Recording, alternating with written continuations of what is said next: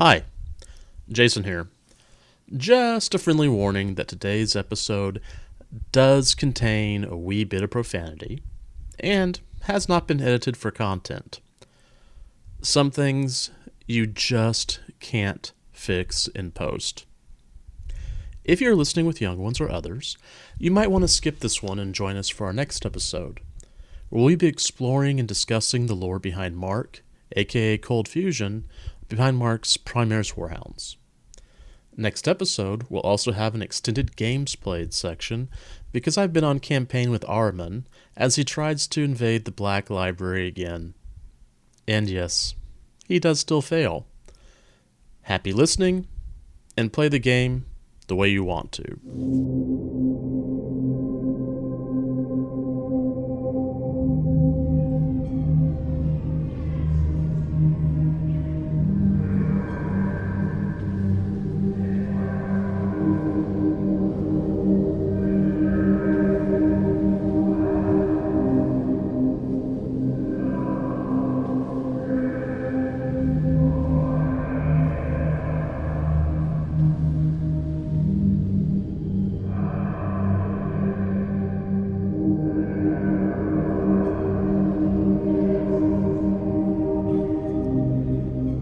Welcome to episode 160 Niiice of Masters of the Forge.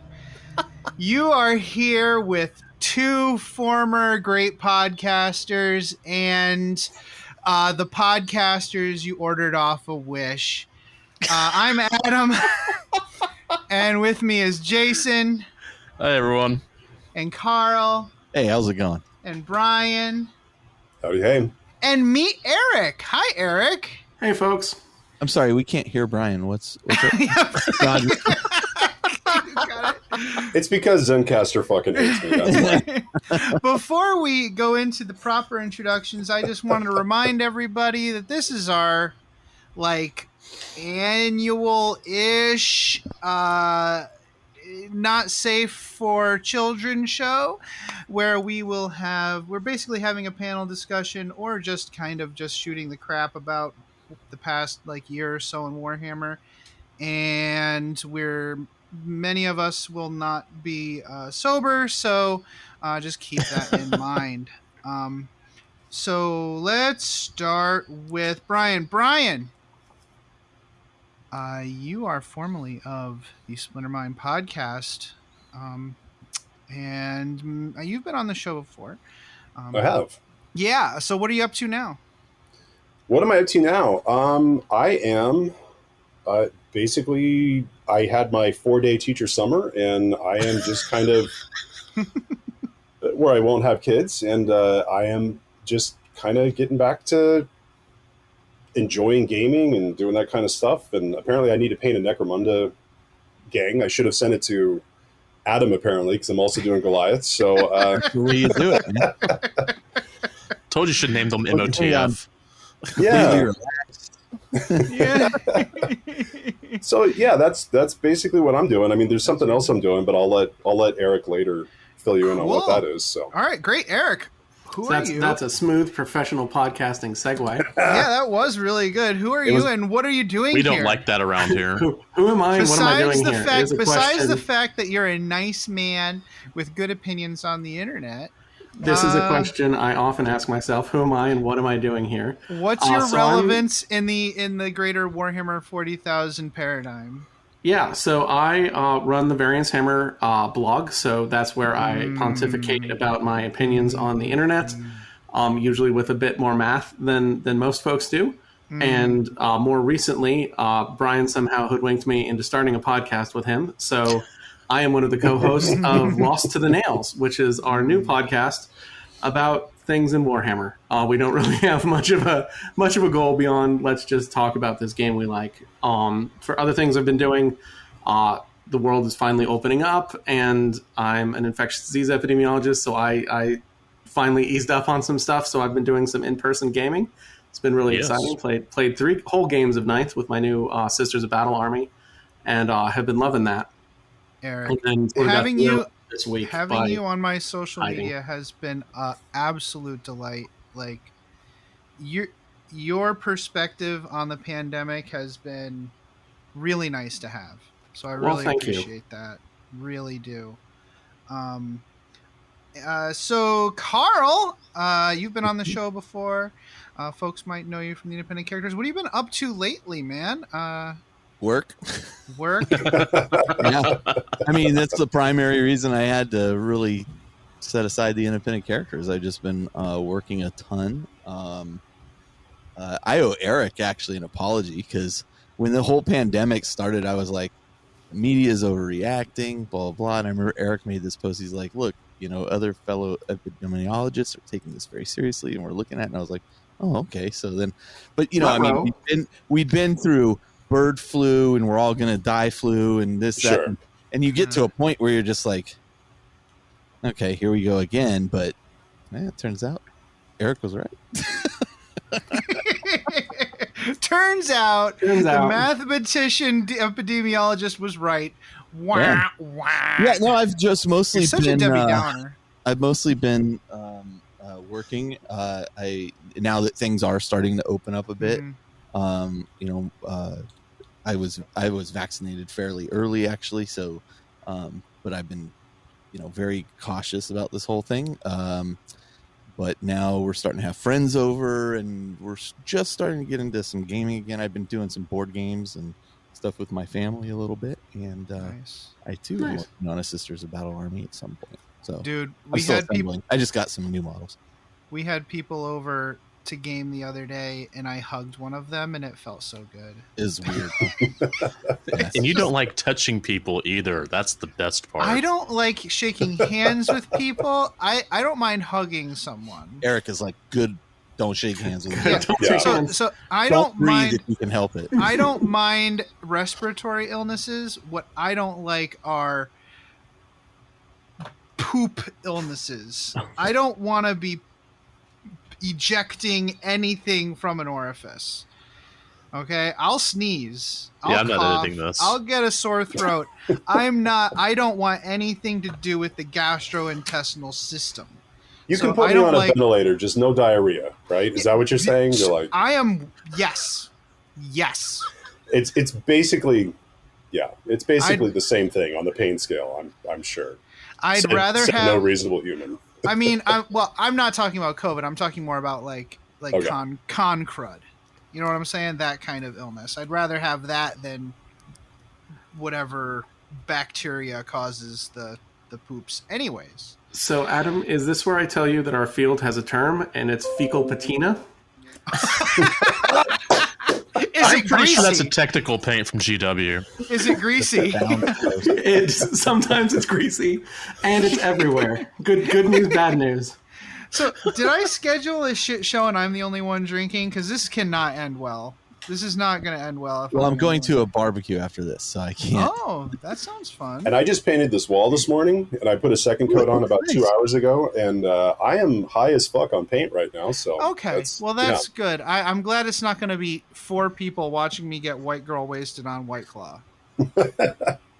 Oh wow, this is going to be terrifying. Dude, it's wait, what? dude, COVID-15, No. man. COVID-15, All right, I I'll- gotta watch it. I got to fix this. I'll be right back. So We need balance in the apparently, universe. It's not okay. apparently in my buddy's firehouse, Bud Light is so prevalent because they're all aging, they're all getting a little bit older, they're middle aged, and they're always drink like a light beer. Whenever they have actual Budweiser without, with all the carbohydrates, they call it Bud Heavy. Mm. That's amazing. From now on, regular Budweiser is going to be Bud Heavy. I'm very excited about this new nomenclature. I don't know about you. You guys don't look very excited about It doesn't really land with me. doesn't Nah. really. So that's fine. It sounds like Oklahoma beer, which is like Yeah, what that's 3 true. point. It's not really. It's all light. By the way, did you sense the disdain Disdain. Yeah. yeah, That's the correct word. Yeah. that Brian had when he was like, I should have had Loopy paint my stuff. Yeah, maybe you should have. All you can do is steer into that kind of crap when somebody gives you shit about. Doug does that shit to me all the time. He'll be Oh, like, really? like, Yeah. "Oh, well, you haven't painted an army. Look, you've had your army painted by Colin and by Doesn't Brian But- paint armies and I'm for like- people? And I'm No, like, this is like the movie that's out right now, army right? and see how much I don't care. Yeah. I mean, Well, there's I a- certainly don't care. Here's the thing. Wendy recently lost her job, which I don't think I've talked about that yet. So I wasn't even thinking about getting beast snaggers. Like I just straight up wasn't going to be able to do that. Now I am. And I appreciate that very much. So a little bit of work on the side. Brian, this Feels guy good. tried to undercharge me something serious. I was like, Sweet. I was like, Adam, you are asking way too little. Here's what I'm willing to pay. Well, no, I was going to say two things. One, Carl, I had to do it because you are so goddamn good at deflecting it, and I love seeing you when you're in I don't give a fuck mode, and I'm like, I'm just going to feed that beast for a second because he's good at it, and I enjoy watching it. And the second one is, it feels weird, like trying to do. It's weird when you have like when you do commissions, and then you're like, man, I almost feel like I should send this one out, and then it's like it turns. Isn't there a movie out right now that's like the hitman's wife's bodyguard or something like Yep. that? It's like this is the commission painters next door neighbors Goliath gang or something, and I'm like, shit. Hey, I was just have to sit down and paint them. I was playing my Goliath guys painted by somebody else on terrain that you painted. It's true. Oh, It's You know so what? true. It looked great. Looked great. Carl, mean, I got to give you credit because I ended up doing this. I've been trying to get people into Adeptus Titanicus, and I'm like, the best way to do that is to have cool looking Titans on a cool looking table. And I'm painting my own Titans at a glacial pace, and I'm never going to get around to painting the other guy's Titans. And I was just like, I'm just going to send these to Colin and Yeah. just have him. There you go. Colin doing yours. Yeah, it's the black and white flame ones he did recently. Oh, nice. And so now they're in my painting cabinet, and they look great. And I didn't do them. Now, And in the meantime, I have painted 0 of my own Titans. So the one thing I will say that I do miss out on when you go that route, Brian, is when I put stuff out on the table and people are like, oh, these look really good. You're like, yeah, they better. I mean, I paid it. this shit. When I would, $800 for this. yeah, when I would put out my own things that I painted and people say, oh, wow, that looks really good. You're like, yeah, you have like the endorphin rush, sense of yeah. pride, and and so The trick is to mix these two colors rather than being like, find a really good guy on Facebook and send it to him. Speaking of Colin, he was the first person I thought of for this shit show, actually, because I'm like, who can I get who has opinions? or if you Then want I thought, not only is he the best person to have on this show, he is literally the worst person to have on this show. So maybe another time. I'm not editing. I don't care. No, he's I a love good dude. it. I miss him being in the area. Honestly, I think Yeah.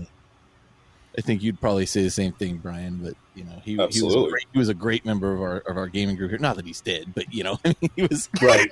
It was fun to have as a part of this group, and Yeah. whoever has him is very lucky. Yeah, Yep. in contrast, our rinky-dink rural airport is getting a direct flight to Boise, and I am hyped about Oh, nice. that. Yeah. Yeah. Very nice. All right, so if Colin does listen to this, Colin, please write in and let us know what your opinion is of the things we talk about today. So, And I'm almost I'll read done it. assembling these Chaos Warriors, Colin. So they'll be on their way soon. Okay. So I guess I do have some topics written down here. Boring. We should just keep on talking about nonsense the whole time, to be perfectly honest. But so have any of you guys been affected by the supply disruptions, the GW supply disruptions at all? Yeah. Yes. Yeah. Everybody. Yeah. Yeah, for me, I it's, personally haven't been hit by it. Yeah. What about you, Carl? for me, it's been there were some custodies that I want to purchase that I saw them come in and then I didn't pull the trigger fast enough and then they went right back out. Right. And then a couple of the Sisters of Battle models that I wanted to grab. Oh, The thing is, they'll come around. I mean, and this is, I console myself with, one, don't have the time, and two, I'm not going to get to painting them soon anyway, so I'll just wait until I'm at that Right. point. So I'm not particularly bothered by that. But now that people are playing again, I can imagine it's starting to get a little more contentious. Probably in some scenes. Right. Again, for me, it's more of a. I have a lot of patience around it at this moment. Right. I'm trying to right. order monitors and computers for work, and the chip shortage is what's killing me. Oh, I can. Everybody's Yeah. trying to mine Bitcoin, right? 100 days out to get monitors for work. So Wow. Whoa. it's a bit Some of of my lab colleagues similarly have had shortage with lab supplies where it's just like, yeah, we're out of nitrile gloves and they are not coming back for a bit. So what you guys are Wow. saying is it's almost as if there's been a global pandemic with massive supply shortages, and it's not all Games Workshop's fault that they don't have everything you want. Well, no, it's totally all Games Workshop. Yeah, this is attributable to a single mid-sized company in Nottingham. That's really funny. How dare you? Hold on. I've got something. So, I work in audio and teaching audio and whatnot. Microphones have gone Yeah. through the roof. Oh, Yeah. really? There's a set of mics that I'm trying to think how to explain them. They're normally not used for podcasting, but everybody's buying them for podcasting. And they went from being about $600 pre-pandemic per mic. I think they're up to $1,400 to $1,500 now. Oh my goodness! Wow. And Are that many people starting podcasts in this? Well, here's the thing, Carl. people are buying stuff, During pandemic, there's a whole lot of male Caucasians out there picking up new hobbies, Who have had opinions. and they, and they have a lot of opinions about those hobbies. What are they going to do? They have to start a podcast, Yeah. right? Fucking- Unless they're too busy. Fucking white guys, come on. White guys with opinions. Pump your brakes. Eric was saying before we started recording that he got a bunch of like audio equipment, but like, and his wife was like, "Are you going to start a podcast?" And I said to him, "Are you a middle-aged white man with a hobby? Of course you're going to start a goddamn podcast." Yeah, I bought it for some online teaching, and she's like, "So you're going to start a podcast?" And I was like, "No, that's ridiculous." And like, By the way, Brian, literally 2 weeks later, Brian's like, "So hey." Yeah. I hear you got a good mic. What's going on? So the funny part is the mic part was part of the shortage. Is I was going to buy a cheaper mic, and Amazon was Yeah. like, "Yeah, you can get one of those in September." And I was like, "Okay, fine." wow, that's that's interesting. I had no idea. Oh, yeah. I mean, you make a really strong point, though, Adam. Is yeah, I mean, a lot of areas are impacted. Yeah. Exactly. Stuff. I mean, this is my Amazon. 1,000-yard heresy gamer stare. Like, have you been affected by shortages? Yeah. Ow. Oof. Ow. Oof. Yeah, I just every once in a while we get a conversation on the IC's forums or on the IC's Facebook page that I'm like, I should probably nuke this before it goes. Yeah. It's fine. And today it's like this. It's probably this fine. really off-putting topic about. Oh, do you guys think Horus Heresy models are going to go primary size? And ... I effing hate this. This is a stupid idea. Well, they didn't say that exactly, but in their head, I could hear it. And yeah, those new plastics though, that are probably going to be happening. Those look really awesome. I don't believe it until I see it. I'm just Eric, tell This us is what why you think, I never man. traded in rumors, right? Well, I have deep needs in regards to more plastic Horus Heresy Marines. I don't care if they're at a different scale. I don't care if they change the rules. just give me something. Dude, if they are Mark 6 Marines in the same scale as the new tactical squad, I don't know what I'm gonna do with myself. I might have to start my third beaky Space Marine army. I'll probably sell that one too. yeah. Most likely. My hope, Right. I was Go going to say, ahead. my hope with heresy stuff is that when I mean, we discussed, God, this sounds like a shameless plug, but Eric and I actually did discuss this on the first episode of Lost in the Nails at the beginning, because I have had all my Heresy World Eater stuff on hold because I don't like 6.5 or 7th edition, Yeah. right? And and ever since playing 8th, I'm like, there are things like, I mean, I know Eric likes facing and things like that, and I'm like, I'm comfortable with games ending quicker.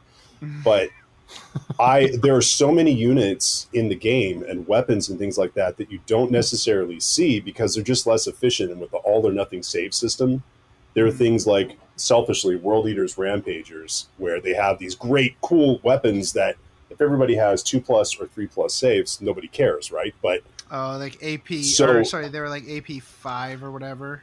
yeah, and Yeah, you they're in AP the 4 old or system, 5, and it's like, you either get cool. all of it or none of it. Yeah. Yeah. And so for me, like seeing those things, that's what I was excited about, because I was like, I really do want to play Heresy again, but I've really forgotten how to play 7th. And so if somebody gave me the rules, I mean, I'm sure I would pick it up, but like when you get to a unit entry and there's like 85 special rules, it's like, oh, it has Sunder and this and that. And I'm like, I don't know what in the fuck any of this stuff is anymore. You know, it's Yeah. like, if it moved to like an 8th or 9th-ish type system, I can drag those out, and I'm hoping people will play it. And, you know, the more ways that I can play World Eaters, the happier I am. Versus Well, the that's hybrid really edition, hard. where you can, get a unit entry and then start internet arguments about whether the Nundums are immune to small arms fire or not. Oh, sweet baby Jesus. Every time. So here's the thing. Every single time there's a rules foible, it always turns hard towards the most reasonable result. There's only one time it hasn't, and that's the stupid Bastiladon. But F the Bastiladon. Nobody cares about the Bastiladon. Every other time, if it splits either some dumb rule that breaks the game completely or just, use common sense. It's always common sense. You mean we shouldn't be using the Pythagorean theorem to determine charge distances? That's just crazy talk. Don't be ridiculous. Okay. So, I wanted to know, hey, Brian, tell me, what unit deserves to be released next? God. As a new unit. For New 40K? plastic. For 40K. A new unit or like Sorry, re-released? What plastic? what release deserves to be released next? Oh, God. I can't just say Khorne Berserkers, but I mean, Khorne Berserkers would just be printing money for them, right? I mean, it is an old kit. Yeah. God, what kit would I do? Re-release. I hate to say it, but it would be Khorne Berserkers. I love that answer. It's low hanging fruit, but my God, it's yeah. Do you? I think like all the cult troops, of all the cult troops, I would personally like to see the Noise Marines, but I can definitely get behind your answer for sure. Carl, what about you? That's a good one. And being a Chaos player, I would love to. Nice Forge World head. I would wholly support that, but I also feel it's high time that Eldar Aspect Warriors get some love. I would love to see Striking Scorpions get re-released. Oh yeah, Plastic. those weird poses. It's like the I just Striking also- Scorpions are in a really weird pose. Yeah, I just also really love Striking Scorpions. I just think they're super cool. And Yeah, they are super cool. Whoa. The scale creep is real. Brian just showed us the difference between the old Khorne Berserker and a Primaris Space Marine, and it is. And Carl, it is this one, brutal. You can't Carl, really this see one's that for up you. on my shelf. That's the Yeah. Gilliman The Khorne. Gilliman, ooh. This is a Goliath Stimmer and a Forge World Berserker. Oh, dude, the Goliath stemmers are huge. They like are yes. enormous. when I started assembling them, I'm like, oh, this is a cool model, and then I put it next to, a regular Goliath guy, and I was like, oh my God, I thought the Goliath guys were big. These guys are huge. Yeah. So Carl now has a stimmer that wields 2 axes, and his name is Riddler. Yeah. Because he has 2 Axia question. Oh God, that joke doesn't get decent. It's not there. That is top quality Necromunda logic. I would love to see any of the Eldar Aspect Warriors are way overdue for plastic. So you can't even buy. You don't even have that option. I think they're still fine cast, right? Yeah, that's fair. Yeah. That's fair. Come on. That's fair. Eric, what about At you? least the berserkers are plastic. That's true. They're flat, but at least they're plastic. That's a good point. So Brian and Carl stole my choices. So I'm gonna take a more controversial route and say Eldar Guardians, because while that kit is technically plastic, it's monopose. Yeah. it's old, and also when they redesign a kit, they have an opportunity to redesign the rules. And if there was a unit that could use a revisit to their role, their notion, their weapons, I think the Eldar Guardians as something other than the guys who ride in the bus and, push the bright lance out the back and shoot it sometimes. Eric, are you suggesting that a dying race shouldn't have toughness 3, 5-up save guys with a 12-inch range on their guns? Yeah, that they shouldn't Are you be saying sending that might be a recipe their for poets, artists, accelerating your distinction, your potters, and distinction? scholars into close combat with little tiny corn berserkers? Yes, I am indeed saying that. Here's the thing about that. I'm gonna inject my opinion here. I'm not even supposed to be here today. I still definitely love Space Elf with a chainsword. That is so awesome. If they redid that, I would probably buy some. But I don't have a problem with like the T3 thing. I really still think that the entire all of the infantry in the Eldar Codex should have Fire and Fade. Straight up. That's my opinion. Like all of the infantry should be able to move, shoot, Step and move. away for a moment. My wife just walked in the room with a box that is used for holding animals, and I need to figure out what she has just brought home. So, Oh, Shell, did you buy a goat? no, she It's a didn't. monkey! It's a goat. It could be a monkey.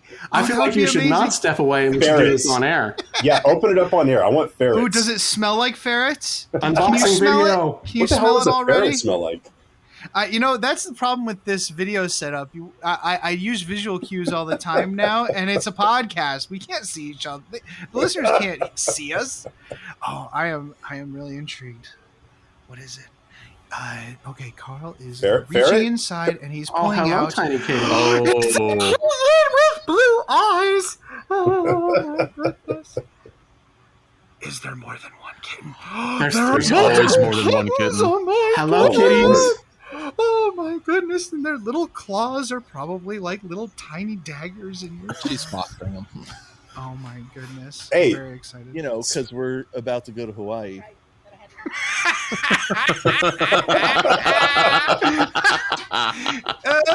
Going to Hawaii right now is like cooling off, right? Like it's actually cooler in Hawaii, isn't it? Carl just said the F-bomb. Just not How on you air. doing, buddy? How you doing? Warhammer Dad is swearing. I love it. Oh. She Yeah, is the great problem kid. is- She doesn't want goats, so I've cleared that. But she does foster kittens occasionally. Yeah. And Well, that's nice. We foster kittens, and that is somehow how I ended up with our third dog. That sounds like a she very long recently story. tried. She was like, my friend's kid or relatives go in the army, and they have this dog, and blah blah blah. And I'm like, well, we just have to keep it till December. I'm like, we It's- don't need another dog right now. We don't need. Yo, this is our third dog and our first puppy, and I'll tell you what, my wife says this. And Oh, your you puppy. know it's legit when my wife says this. I would rather have another infant. No, you I would wouldn't. straight up rather just have. No. That's spoken straight up like a man who hasn't had 2 kids. Yeah. And I'm here as a man with 2 kids to tell you to shut the fuck up. Nice. Get the fuck out. Love that, Brian. That's, Yeah. That was Well, pure Brian right I'm there. just telling you, I just relayed what my wife said. Okay, I'm not Yeah. gonna. That's what Wendy said. We'll You- bring Well- her in here and let's slap her. Well, you can tell Wendy to shut the fuck up because that is a terrible idea. No, don't Oh, bring her in. I would love to watch Let me this. totally get her. Jesus Christ. remember how you said you'd rather have another infant than a puppy? Let's Brian, see. don't- Yeah, Brian said shut the fuck up. Okay. She's coming. Oh, She's on her way. oh, guys, She's on I her gotta way. go. Look at the time. She's on her way. Let's see. She's on her way. 2730. Make sure and boost You know what? Adam's signal. Yeah. No, okay. So Brian She said doesn't want to be on camera. that Oh, you know how God. you said that you'd rather have an Should I go get my infinite next or my Probably next good. beer here or Brian said, what? "Shut Probably. the fuck up." Yeah, probably. That's true. All right. Love you, babe. All right. It's possible she said something about the rag. I don't know what that means. So God damn, Adam, you just got me off the hook. That's fucking beautiful. Thank you. you're my guest. It's very important. Mikasa Sukasa. Yeah, exactly. All right, cool. Jason, do you have a what deserves? What to, deserves? Well, actually, all the answers that were given were ones. Actually, the answer I was going to go with first were the aspect warriors because, yeah. good God, those things are. We could have all just picked one aspect warrior and gone Yeah, with that. no, hold on. I know, I have it. Space Santa, the 1988 Space Santa that was released only as a metal model. He is. He probably could use a little bit of. Well, didn't It'd be nice to see him back. Wait, the literal Space Santa? Yeah, the one I've shown it to you. He has like an That's Archaeotech amazing. pistol. Yes, he does. I mean, it's what I use for my Inquisitor because why not be completely ridiculous? They did do a Santa Brock Grundinson. No, this pretty was good. White Dwarf. This was I think it says either 88 or 89 underneath the bottom, and Phil said he remembered it being an 89. So right. See, I thought you were talking about Logan Grimnar and just giving them another swing at Right. that bat. Right. So you can do that. That's fine. I'm gonna answer and say you're all wrong. No model deserves to be released next. It's whatever is needed next. And I'll tell you what. Remember this conversation we had, Carl, where I was like, you know what really needs to be released? You know, a new guardsman kit with a fresh set of heads that represents the vast plethora of individuals in the Imperium. That's what should be released next. What did they release? Half of that. Yeah, that's true. That's a good point. They do need some new bodies. Those guardsmen are a little long in the tooth. But you know what? I'm really happy that they did that. It kind of folds into my next thing. Like about a year ago, GW released an inclusivity statement. Mm-hmm. Yeah. Do you think that they've done enough in the past year to live up to that statement? That's a really, the way you phrase the question is important. Right. In terms of have they done enough? Is it even possible for us to know if they've done enough yet because of the time frame? I don't know what their future plans are. I would say they've headed in the right direction. Right. I think you see female inclusion in certain model lines that I hadn't expected them to see. I think that that statement they made was a bold one. I think it's only divisive. Look, if you listen to my show, you know where I stand on this, but I think it's only divisive if you're kind of an ass. So Yeah. I mean, how can you not want more inclusivity in a game? Like, I genuinely just whatever. I think the company, by just taking a stance on that, has done a lot. I think they need to follow it up with various action, but I think they have been, and I think nothing happens on the turn of a dime, especially in a hobby that kits take years to prepare and release. But knowing the people that I know that work there, on a personal level, I can assure you I'm friends with them for a reason. And it's like, these are the people that are making decisions on that kind of stuff, and they're great people because they, in my mind, they're on the same wavelength as me. I mean, that's why I hang out. That's why the independent characters, it was the show it was and is the community it is. And Adam, you were just talking about, oh, there's this post and I'm going to nuke this post. And yeah, we moderate that stuff because I don't need anybody in there screwing up the party for everybody else. We have a certain tone and tempo. And I think that I align well with the people at the company because they have the same tone and vision that I have. And so I know that's like not a yes or no answer. Right. I don't know that they could do enough at this point yet. Right. But I think they're heading in the right direction and the intentions are good. And you know, whereas people will often say, oh, you're a GW apologist, as you got called the other day in a thread that we were nuking. Yeah, you know, I didn't even get a chance to nuke that one. Another person said, you know, I can't see you being a GW apologist. This was the thing that freaking upset me, and I'm going to tangent for a second. Upset me in that thread was they said, I never saw you as a GW apologist. That's Loopy's thing. And they go, I expected more from you.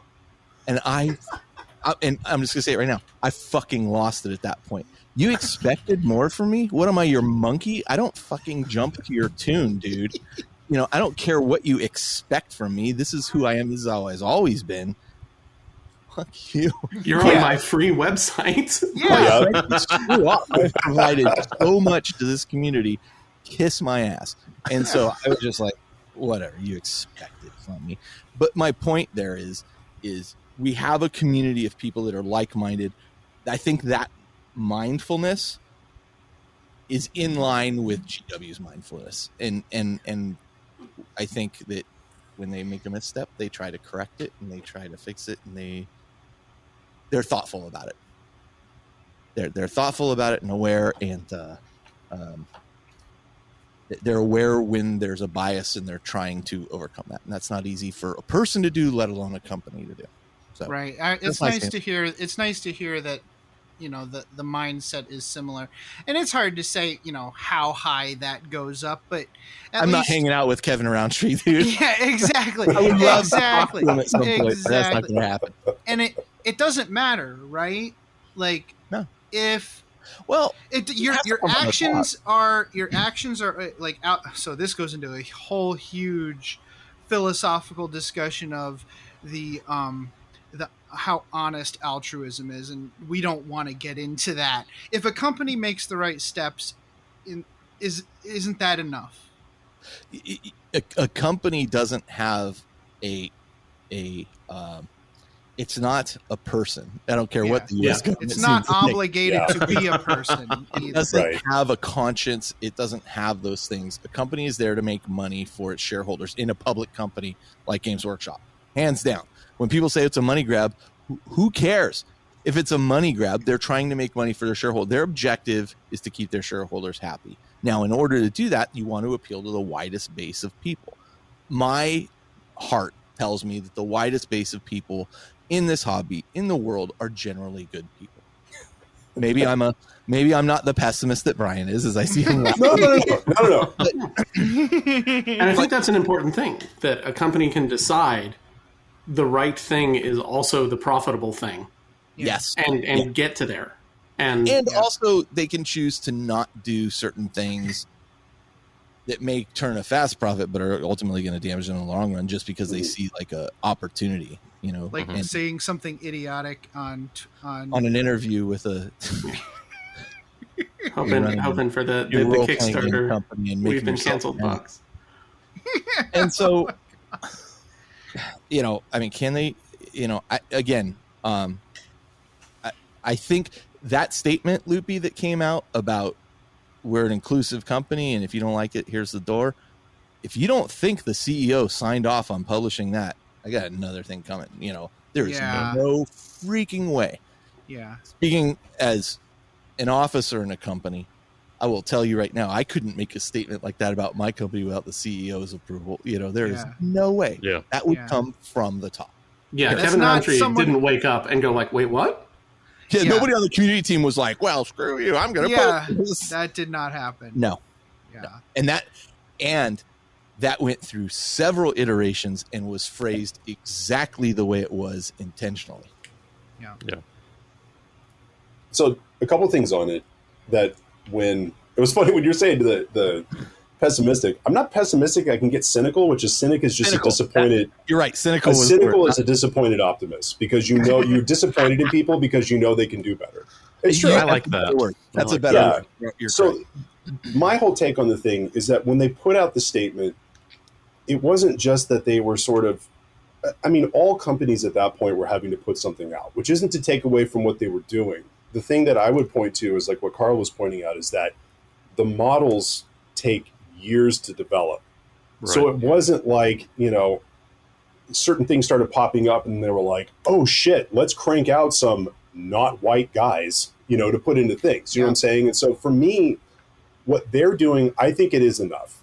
Because for me, if you're sitting there and trumpeting, oh, look at all the things that we're doing. Look at all the things that we do. Take a look at us. And it looks like virtue signaling. And at that point, it's like, look, they made their statement and their products, which were already in development, clearly. It's not like they just said, oh, shit, let's do these right now. Mm-hmm. Those products were already in the works. They already knew what was going on. So at the time, all companies were having to were putting something out or having to, feeling that they had to put something out. And for me, it's the actions that speak louder. And when you look at the way that they are, especially for the fantasy stuff, when they're making female models, like, for Slaanesh, if they hadn't changed, like the new Hedonites of Slaanesh for Age of Sigmar, they could have gone real off the rails. And it's all everything is pretty, pretty on point. You know what I'm saying? Yeah. So like for me, it's more, I think they're doing enough because to me, the actions speak a lot louder than, there are companies that say, oh, we're for, LGBT rights, and then you see who they donate to politically, and you're like, yeah, you're with them when you can put it on when you can make a statement and virtue signal with it and try to rope in some people. But when it comes to who you're actually throwing money at, you're clearly about the bottom line and not that. And so for me, the fact what they're doing tells me that they get it and they're doing enough. And I think that running around and saying, look at me and spraining your wrist while you pat yourself on the back for doing things is the wrong way to do it. Because I think that's going to bring out the assholes and trolls far faster than just shutting the fuck up and doing the right thing. Yeah, I've seen so much about people trying to intentionally gatekeep, like saying gatekeeping is a virtue, like it's something that you're doing to save the hobby, and those people are horrible. I also see a lot of folks who really don't believe that Games Workshop is being agile enough with their inclusion. But when you look at like the redemption, I think they're the Redemptionists from the Necromunda. I think they had the pointy hats at first, and they had to reverse course on that. And look how long it took them to reverse course on that. Even though it's like it was a very agile, like Forge World type release. It takes a long time to do these sculpts and get them into production. So, we have to give them some slack when it comes to reacting to that sort of thing. And they do react to it, and they do try to do their best. The Guard are not ready. They're not ready to fully re-release all the Guard. Because you need to redo the entire line. You would have to redo the whole line. So instead they we have machines that we have set aside to do like small character releases or just like one small sprue. Why don't we do that and add that to the current Guard kit and help expand the range of faces you see in that kit?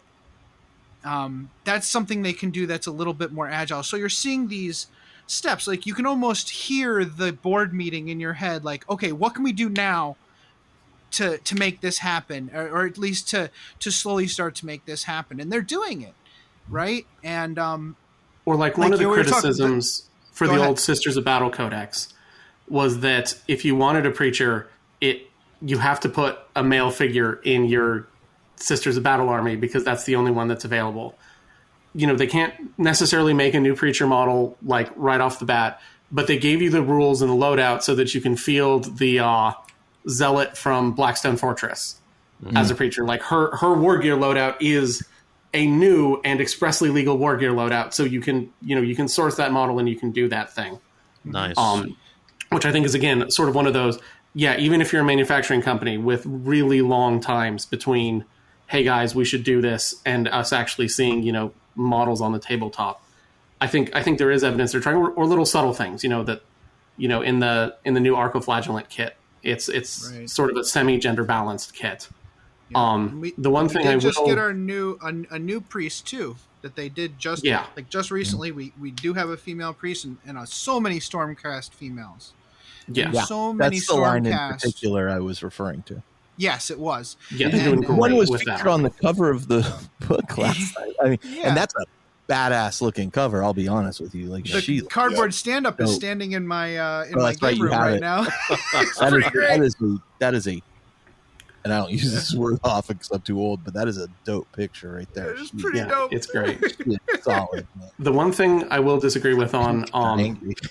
I'm going to disagree with Brian, controversy, is the idea of enough is sort of a loaded question. I think they've done a lot.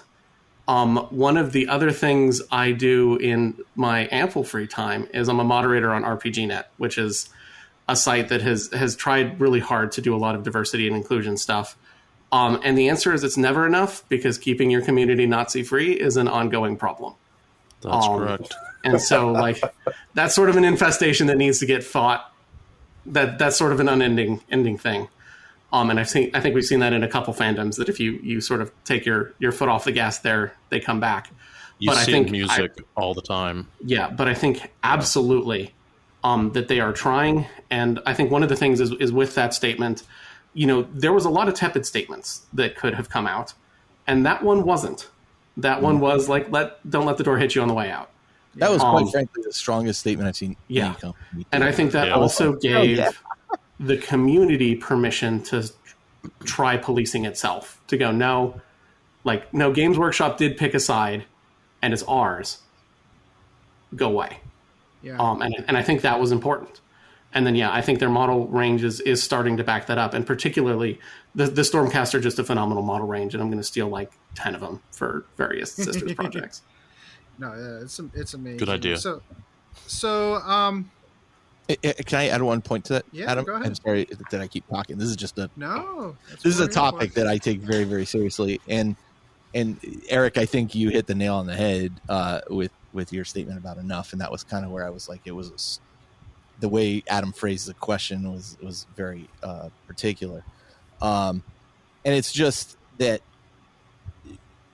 we continue to see, as you said, it was interesting. You said, if you pick a side, they chose our side. This goes full circle back to the question, or to the original answer to the question, which is, and if a company can be profitable doing the right thing, why is that a bad thing? And I think Games Workshop stock has shown, especially even since they've made that statement, their stocks continue to go up. They are being more profitable than ever, regardless of what their what their motivation behind that is. And I truly believe they had the right motivation in making that statement. But I mean, we don't know a lot about Kevin Roundtree. If you try to find a picture of him on the internet, you really can't. He's a notoriously private individual. If it came out that he was a full-blown Nazi and they made this statement in this direction, I'd be like, well, but isn't it the right statement and direction, regardless of this guy, who of course we would want that person removed from that role. But my point being, the companies just took a stance to do what I feel is the right thing. And if people rub up against that and they don't like that, go away. Go away. The company will be fine without you. Go ahead, and we will be fine without you. It's totally fine. I could care less. I think what was that, the new Warhammer, a Tabletop Inquirer, where they're like, who cares? No, really, we mean it. All you people did was buy recasts and complain on the internet anyway, so why should we care? That guy put some of the most whoever that is articles. You don't have to tell me who it is. Do any of you know the person? No, but Tabletop Inquirer understands the hobby at a fundamental level. Yes. Right? Do you think it's an inside person? It's Kevin Roundtree. Oh my god. That'd be so awesome. Kevin Roundtree does that and runs Rage of Sigmar? Yes. All right, with that, we're going to take a quick break, come back, and continue our conversation. Greetings, mofos. Are you out of George Dickel number 8, staring at a broken chess machine? Well, don't want to spend the rest of the year tied to that couch? Well, why don't you head on over to the 1 Hour a Night Facebook page and see what exciting stuff is going on there. It's a place to post all your daily progress in the hobby grind, as well as receive and give positive feedback. Also, there are usually a few interesting challenges going on. That's right. All you have to do is search for 1 Hour a Night on Facebook. That's numeral 1 Hour a Night, all one word. Blood serum tests will be administered prior to approval. Se til helvete og kom dere vekk. Det ikke en bikkje, det en slags ting. Den imiterer en bikkje, men det ikke det. Kom dere vekk, idioter! What he said. Come here, boy, get the ball. Come on, Max, get the ball. Mom, Max won't get the ball. He's lazy. I think I know why your Zote is being lazy, Jenny. Why, Mom? Because you forgot to feed him his Zotabix today. Oh, no. Oh yes, Zotabix contains all the nutrients and random animal parts a growing Zote craves. It not only provides our Zote with the energy it needs to play with you and protect our home, but it also keeps its chitinous shell fresh and shiny. Oh, boy, I'd better feed Max his Zotabix. Yes, you had.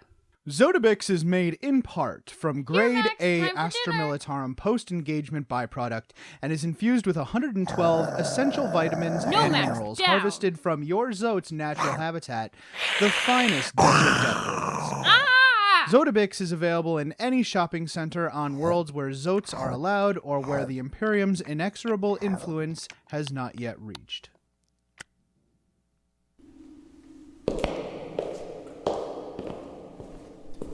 Damn, I knew it was around here somewhere. Damn, where is it? Can I help you? Ah! Scared me. What do you seek? I need the perfect scenario for a narrative game I'm running this week, and I can't find one. Sir, this is the Black Library. We don't have narrative scenarios. Well, then where should I go? Might I recommend the Tabletop Campaign Repo? The Tabletop Campaign Repo? What's that?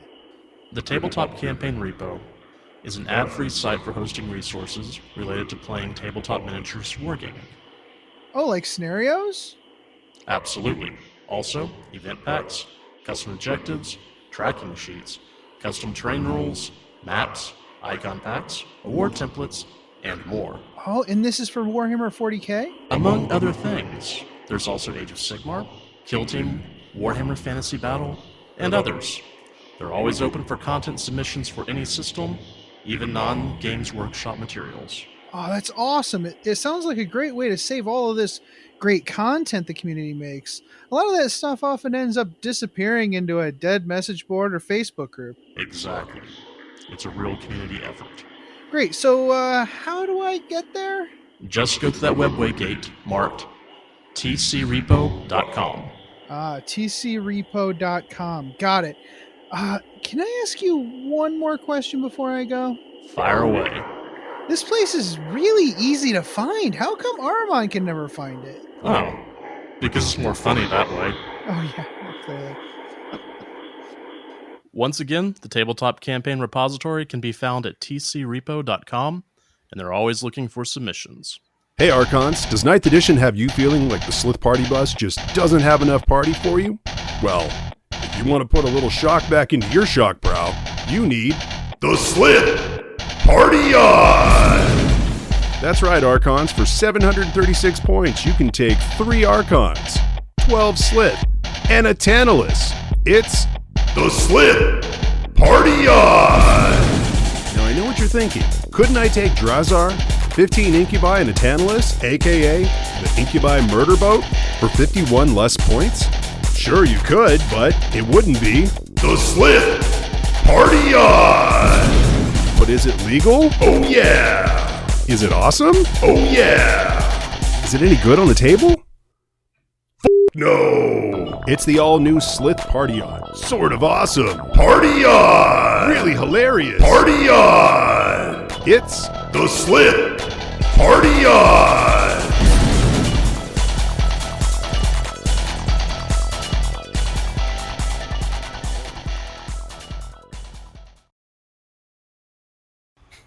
I don't know if it was a good idea to buy it, but I have it. Is this the big Gilliman statue? Or Yeah. Oh, You'll God, see it yeah. when you come over next Saturday, dude. It is Yeah. impressive. And we even bought a Lazy Susan thing that's the perfect size to sit on. Yes. It's like, can spin it around up there to look at. Is it motorized where it just kind of slowly does it? It's like underlit. No, Oh, but that'd be looks nice. awesome. You can just turn all the lights off and just let it rotate. There's So, a Carl- local metal worker who makes sci-fi metal sculptures, and I had him make me a Valkyrie that's about 3 times the size of an actual Valkyrie. Oh my And God. it that's weighs a nice. ton, Yeah. and I have nowhere to put it. And my wife's like, normally I'm okay with nerd stuff in the house, but I draw the line at that. And I'm like, fair enough. And so it's literally like I have a box that's it's just like the current stand because it literally fits nowhere. Does it have a stand? It Is it a doesn't. sculpture? It's a sculpture. It's got its landing gear down. Can you make could- panini with it? Or You could. Yes, you Right? could absolutely make a panini Right. with it. Dude, That's you funny. could have someone weld a stand to it, and then you could just spray it and put it in your yard. Is it properly painted, or is it just With a metal? bunch of No, it's just the welded pieces. Yeah, you Or- could use it as a garden.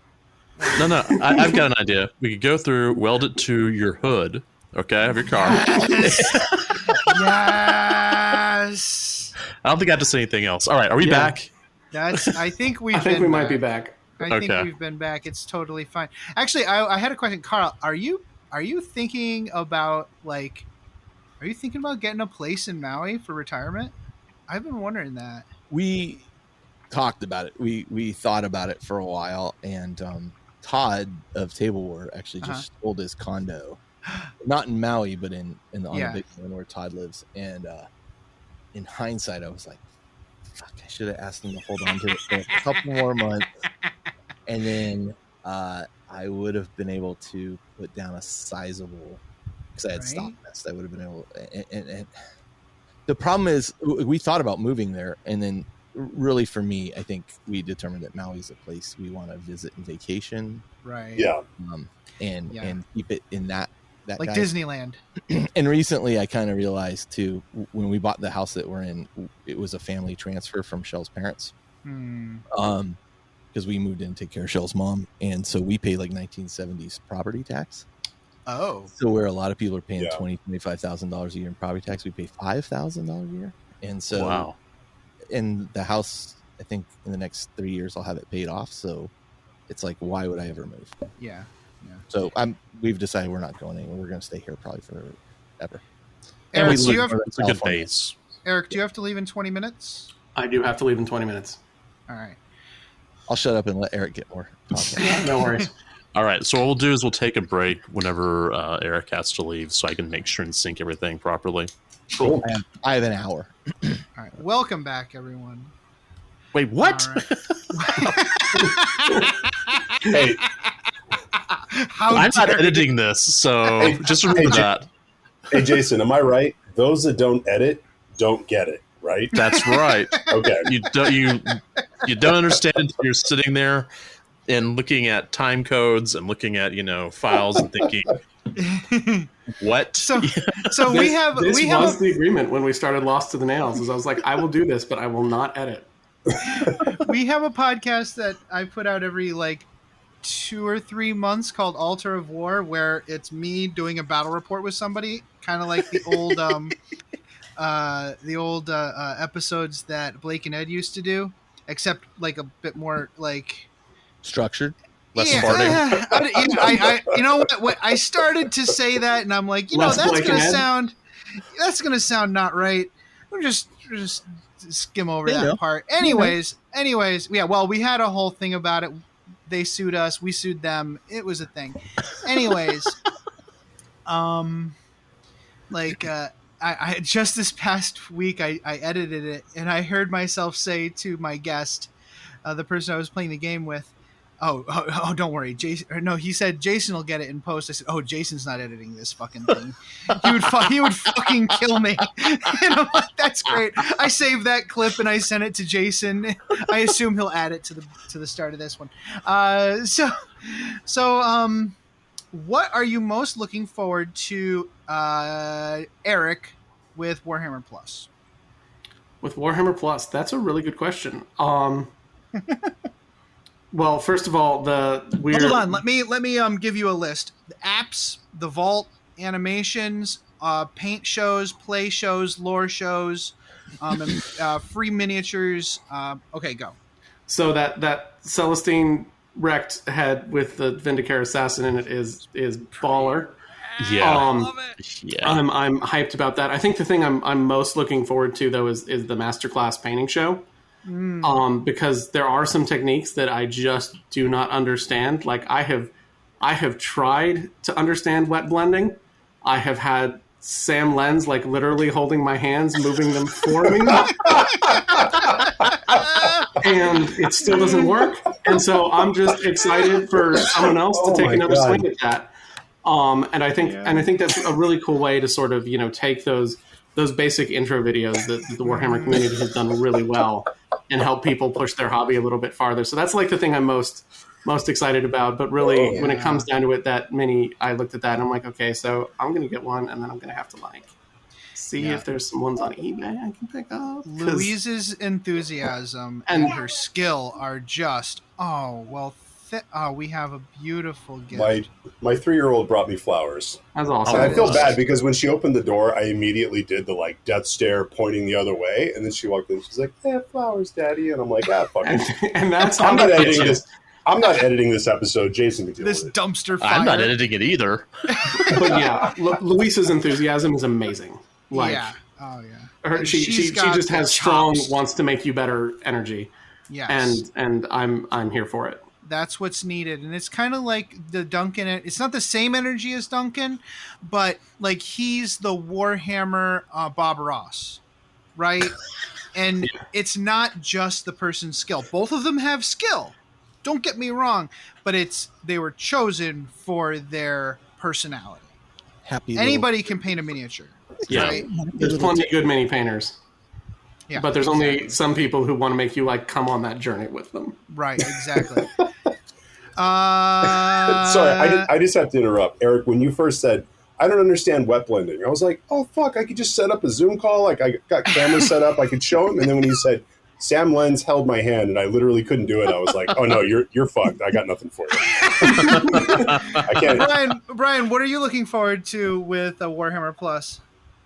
What am I looking forward to? Honestly, so this is one of those things that when the 40K, I'm looking forward to hopefully a 40K app that works. Now, I haven't given the current one time because I don't really need it. I literally, the Tabletop Inquirer thing where it was like, oh, flawless app thing, and it was like a pad and a calculator. Yeah. That's me making army lists. I hate doing stuff on my phone because I'm farsighted. And so looking at a phone is a no-go. But I probably wouldn't have been tempted by it, except that the price point is so damn low for getting in that I was like... People have been way too loose-lipped about this thing being cheap. They're going to boost the price up. Because... No. They're not fucking stupid. They know that it's underpriced. First one's free, kids. Or almost free. But all those little Space Marines I got from the GW store, those were free. And now look at what happened. Right. It's a good analogy. But honestly, when I was looking at it, I was like, the sniper model's kind of cool. I don't play assassins. I don't know what I would do with that. I like painting terrain. Maybe I could take the assassin off and use the terrain. But the thing that I was like, it seems like something I would do. But then when I saw the Iron Jaws model, that is an Age of Sigmar army that I have been fighting not doing for the longest time, and I'm the guy who's standing there going, please somebody hold me back, I'm going to kick somebody's ass, and didn't really want to fight. And I saw that model and I'm like, no, stop holding me back. I actually and GW sitting there whispering in your ear going, do it now. Yeah, so I'll actually do it because I mean, normally, like I don't do. I mean, their apps have been. I mean, they're okay. They're there, Yeah. but they're not a thing that I really use. So, Right. I've been but using it. As old guy, using apps, and my wife tells me, for somebody who works with computers all day, you are awful at using the internet. Like, and she's not wrong. And the Warhammer app, a lot of people love Battlescribe, but it's so crunchy yeah, that the Warhammer app is the UX, the user experience, is so good that I would rather use that. And even though there's some bugs here and there, Battlescribe has bugs, whatever. Every piece of software has bugs. I'm just going to Yeah, tell you. exactly. The UX is so good in the Warhammer app. I'd rather deal with whatever few issues it has right now in these early stages than go back to Battlescribe. And I was a subscriber to Battlescribe. I was giving them money. Right? Like, I'm not the person who's like, oh, I want to use this thing for free and I don't feel like paying money. No, I was paying them about the same amount of money. Still a solid app. It's still a solid program. Yeah, it's still good, and I still use it for things that are not Warhammer 40K right now. But like right now, you can only apply the extra relic for Drukhari once. You can't buy two. Like, there's a few little things in there. I'll still use it because I can write it down on the sheet. You know Would you say that you expected more? Yeah. Anyways, Carl, what are you looking forward to? Yes. Yeah, all of it. Good answer. Good answer. Well, couple things. Eric mentioned the masterclass painting things. I think I'm going to make that a requirement of all my commission painters going forward, Brian.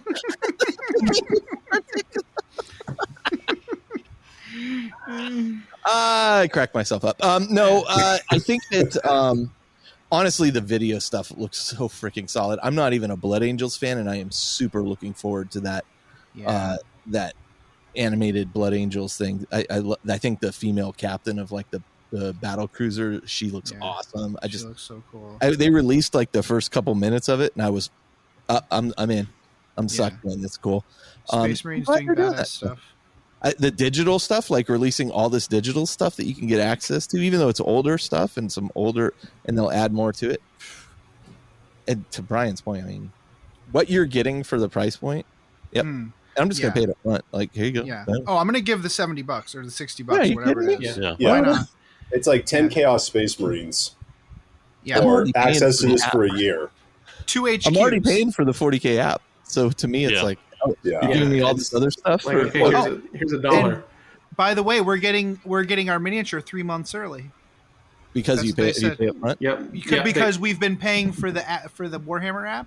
We're getting the miniature 3 months early. Cool. Something else that's in my pile not be painted. But anyway, Jason, do you have any preferences? I'm thinking the vault, to be honest. I mean, I'm not big on animation. That's just not my thing.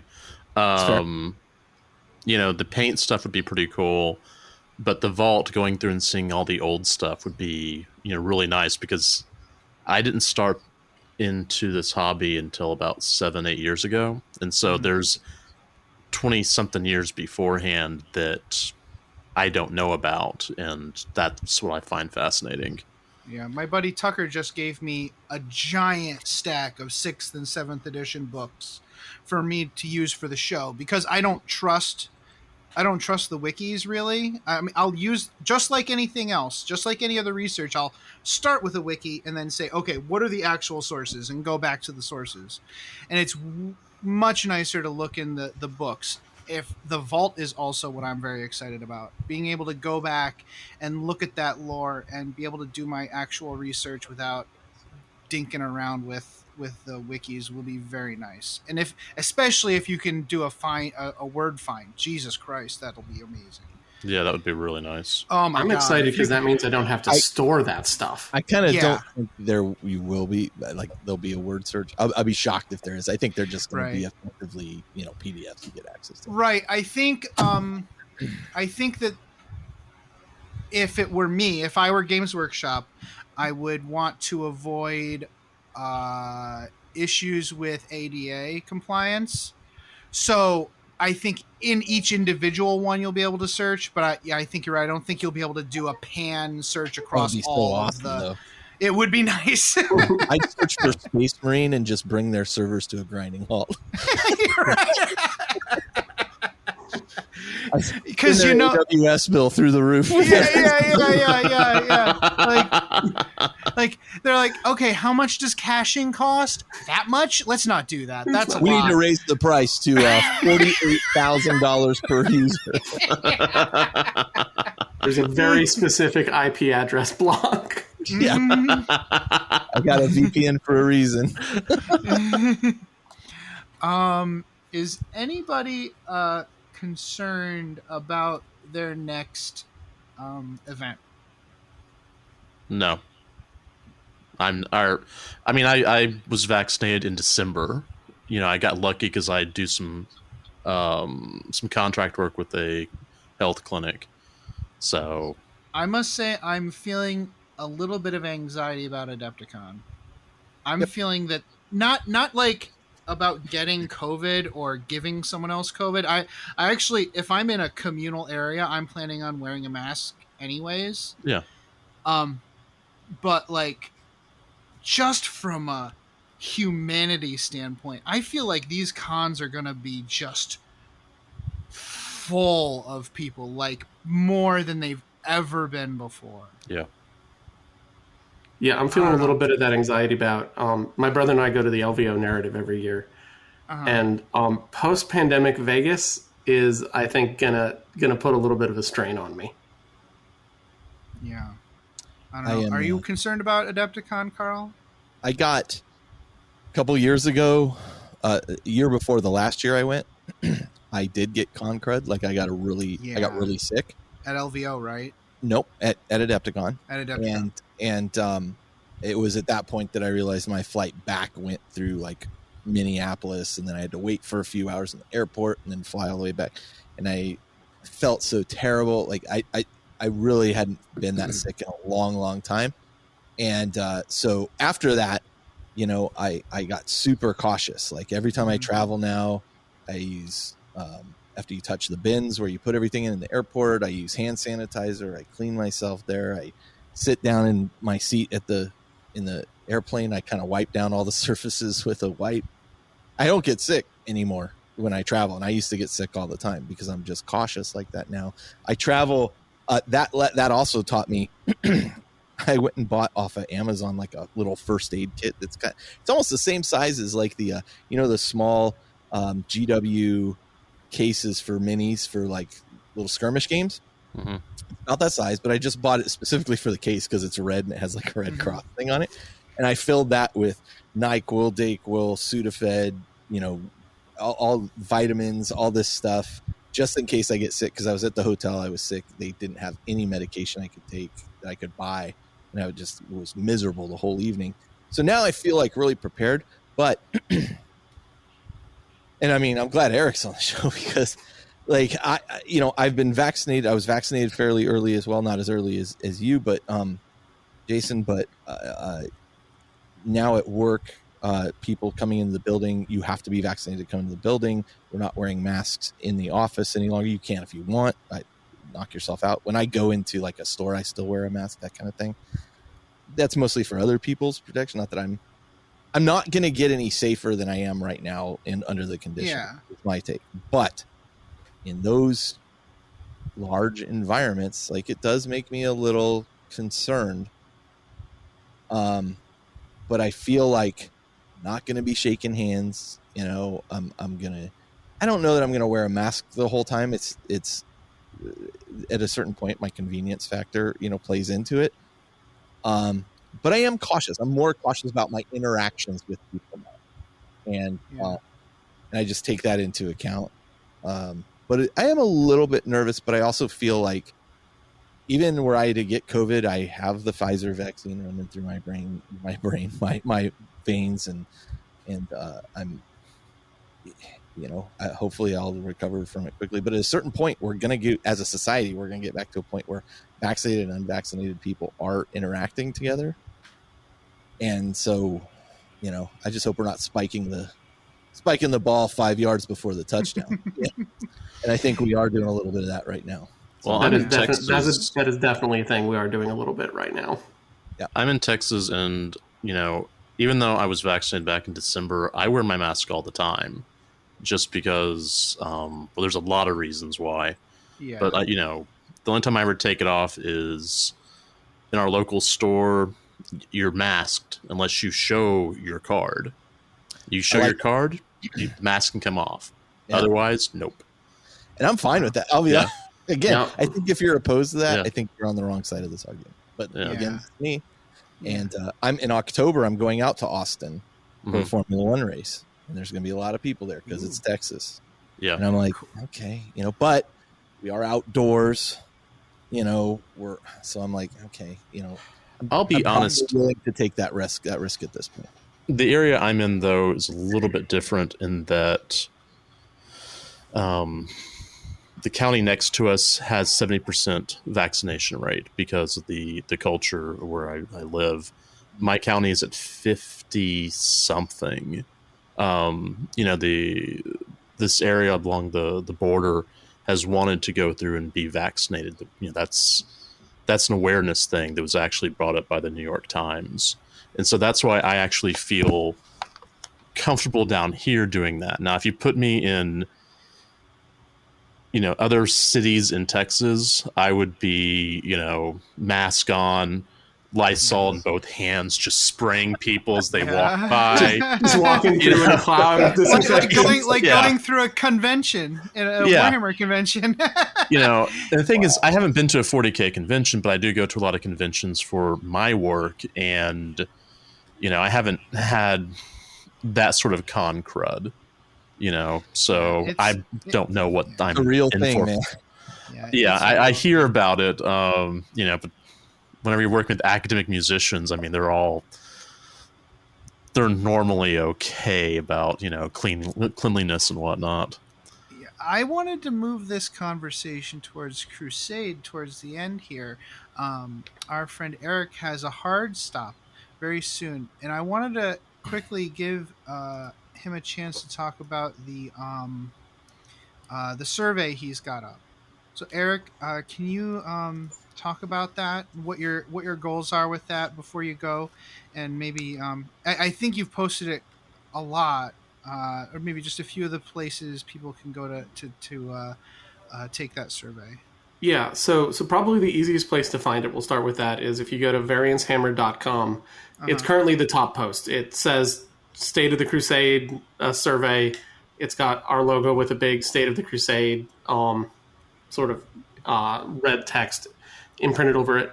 And really the idea for that is there's a lot of data now for the competitive 40K scene on how the game is being played. You can go look up what percentage every army has played and what's their win rate, and Best Coast pairings automatically dumps things.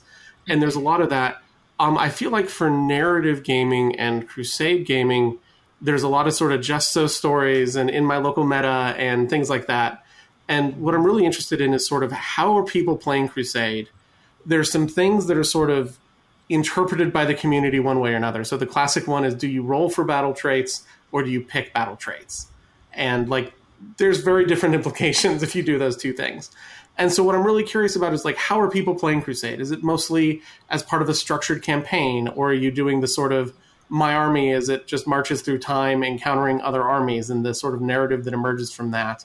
Trying to understand those things. And the last question, I will admit, is a doozy, and it is trying to figure out sort of what your Crusade army is. Because one of the things I'm interested in is both questions like, are most people just piling experience points into their characters to make their characters really cool? Or is it really even, or things like that? Eventually, hopefully, to be able to say things like, look, can you randomly generate a Crusade army? If you want to join a league that's ongoing, can we make you 100 Crusade point army and just have that sort of, okay, here's the experience points you'd need. And so, that's really what I'm interested in, is trying to get some data for that. Because I think narrative gaming has this sort of, nobody knows what's going on. Is it played in people's garages? Is it played at the local club? And really, the survey really is just trying to figure out, what are narrative gamers doing, and how are they approaching it now that there's a formal system for it. That there's sort of this Crusade framework. to go from there. I'm really curious to see what the results of that are. I Yeah, me must too. admit, I was kind of lazy and I didn't put in all my units. I just uploaded my my roster. That's okay too. That option is there for a reason, and it's because I really don't expect very many people to go through that. And so, yeah, if you just want to upload your roster, I'll take that too. And it's also a reason. All the other questions. It's also a reason it's the last question. Right. I have designed enough surveys in my life to know that if you're going to ask a hard question, ask it last. And Adam, to be fair, this guy's my co-host, and I got to that question, and I was like, "Oh fuck that noise!" and clicked submit. I didn't upload a roster. I was like, "We're done here." Hey, Eric. Before you go, I just wanted to say again that I truly value following you on social media. I think you've been a really positive presence throughout the past year and a half. So I really appreciate that. Thank you for joining us today. Well, thank you very much. I really do appreciate that. Cool. So speaking of Crusade, Brian, were you thinking of running a narrative event sometime soon? I heard some rumblings. Yeah. So I'm looking to try to do one in the fall. I was also planning all of that right before I decided that I didn't want to do Splintermine anymore. Yeah. And so, like, right now I'm in that whole, like, wow, I'm just refreshing my entire mindset. So I'm still looking to try to do one in the fall. Mm-hmm. But as far as Crusade, you don't really need a Crusade system to do it. I mean, we can do something that looks like Crusade slightly as far as, like, but as far as, like, doing it being based on Crusade, I don't need Crusade to run the type of event that I want to do for it. So, right. And I think that's important, right? They've given us a framework, Games Workshop being the they, but that's not the beginning and the end of the conversation about narrative play. Like you can do whatever as long as you're telling a story. That's really what really matters. Crusade is a tool in your tool chest for narrative play, and I think that it's a good tool. Yeah, I really like it. I really enjoy it, but it's not really necessary. Yeah. So I don't. God, this is the thing where I want to point out. Eric just dropped out, but I want to point out, like in our first episode of Lost in the Nails, we talked about this, and one of the people that I brought in was John, who's another person that I've played with for a long time, and he's playing a Crusade League independently. So it was interesting getting our three different takes on the thing. But one of the interesting things that we started talking about, and it was something that I hadn't even considered. It was probably just because from being heavily involved in Crusade, I hadn't even considered this, which always cracks me up. But it was like, you don't need to use every single part of it. No. Mm-hmm.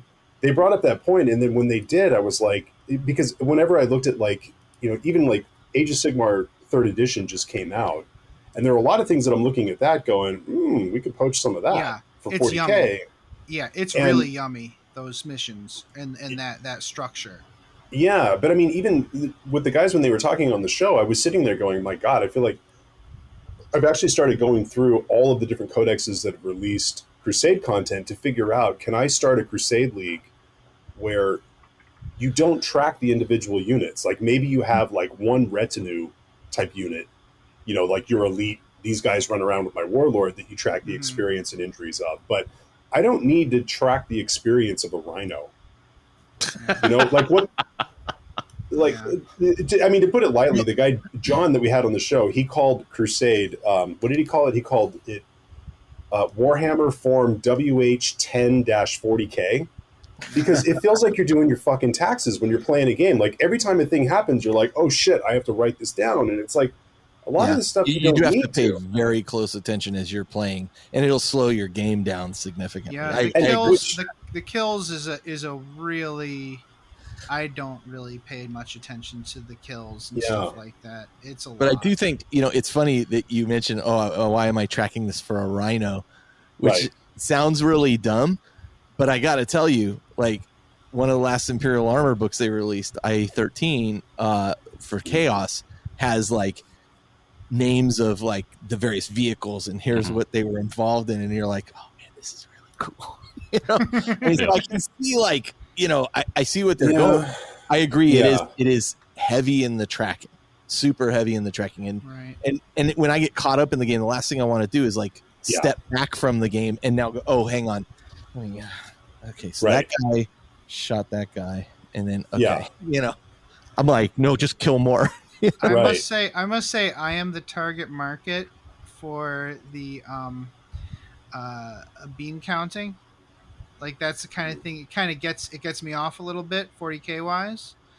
But I feel like Jason, you might have a different opinion on that because I've noticed that like in our Crusade campaign, like I don't know, I kind of feel like you're not really into that either. I'm not, my job is basically having to be bean counter on everything. And so when I game, I am so not interested in doing it. Yeah. And the other thing is that, like, for Crusade, my army right now is 1,000 Suns, and I'm running demons because if the demons get killed, who cares? They're ectoplasmic garbage. It's brought from the warp. Who cares? I'm more interested in what's happening with my sorcerer.